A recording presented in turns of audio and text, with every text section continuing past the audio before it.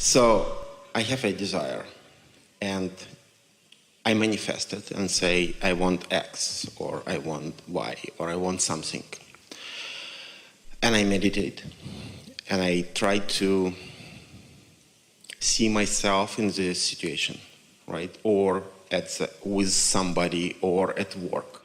Yeah, but if you do that too soon, if you try to force that vision before you're ready, then the very effort that you make is counter. Bingo. That's what I want to talk about. And this is the distinction. You're going to like this. All of you will like this. This is the distinction. One simple statement. Are you the thinker of the thought, or are you the receiver of the thought? Because they are not the same. Because if you knew the answer, you could just think the thought and go do the stuff, right? So you're in the receiving mode. You're receiving the inspiration and the guidance and the impulse and the right place, right timeness. You're receiving it. But if you work too hard at being the projector of a thought, often you're not in the receiving mode. Do you know, a question and an answer are different frequencies. A problem and a solution are different frequencies. So in your very strong thinking, very often you're just compounding the problem, and you're not letting yourself get into the receiving mode. So if you think in terms of step 1 and step 3, all right, I've asked the question, I've identified the problem, now I'm getting into the receiving mode, and I'm getting ready to be ready. So you're listening rather than speaking. You're listening or feeling for the thought and the impulse rather than telling the universe what you need it to do for you. Hear the distinction? Big time. Right. But when I came to the physical world, right? So what's happened, I have a desire to find a job, yes. Right? So I get myself ready. I know it's coming. I have no doubt about that. I practice. That's true. Then it comes, and it comes fast. I played and practiced with you. Yes. And I found out, and I look back to my life, and everything what I achieved, including come to this country, is exactly how yes. you explain it. Yes. So I did the preparation, and I went through the number of interviews, and you look at this, and they are not taking me. Look at me. And then I realize I am the one who is doing this wrong vibration. That's why they are not taking me. Maybe. But here's the thing. In this win-win situation that we're talking about, where your job is in your vortex, and you, the doer of this job, is in their vortex, where you have something to give them and they have something to give you. In other words, it's already been defined vibrationally. So you, let's say, and hear this, let's say that you're a little less in alignment than you think you are, and you're a little more determined and desperate than you think you are. So you're acting yourself into an interview, and you're applying for a job you really don't want. Because while it has some components of what you want, like money, it doesn't have other components like respect for you, like understanding of your talent, like room for you to grow into the expansiveness that matters to you, like the autonomy that is so important to you. It's a job, but it's a job in name only. And so then it doesn't happen, and you think, what am I doing wrong? And we say, or what is the universe doing right? Yes. So I read it differently, but I'm totally right, agree. So how I read it, I said, like, you probably did not ask right question. But see, here's the thing. When you come to that conclusion and start reprimanding yourself, you're not in the receiving mode. So the stance you want to take is, I'm getting ready to get ready. I'm getting ready to get ready, and something didn't line up, but I'm getting ready to get ready. And when I'm ready, the next step will come, and the next step will come, and the next step will come. And I'm not going to get in that hurry place of trying to get the seed out of the ground and demand that it be the vegetable that I want it to be. I'm going to give it a chance to be what it be. So this is what we want you to take away from this conversation, because we really do know. We really do know. What you want is ready for you. It's ready for you. I believe it. And it's only slight tweaking for you to be ready for it. Just give it a week. Don't panic in the interim. Take pleasure in the getting ready, because what most of you do, we love you so much, you get ready and then you say, now? And then you're not ready.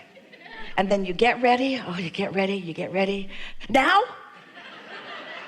And then you're not ready again.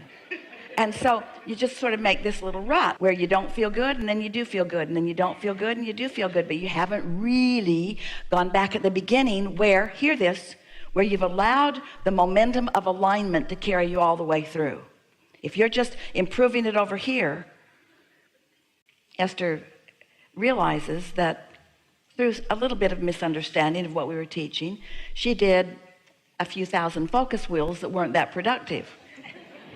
As something would bother her and she'd focus wheel and she'd feel a little better, and then it'd bother her again, then she'd focus wheel, she'd feel a little better, and then it'd bother her again and she'd focus wheel. And so she just kind of had this pattern. This is who I now am. I'm happy and then I'm not, and I'm happy and then I'm not, and I'm happy and then I'm not, and then I'm happy and then I'm not, and then I'm happy and then I'm not, and I'm happier than most people, but I'm happy. But I've got higher standards now. I know how to be this. I know how to be this and to take it all the way home. And I do it often enough that when I don't do it, then I'm mad at myself. But you can't be that.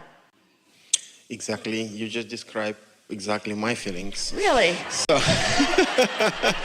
So I understand, and I made the adjustments, and here the offer comes.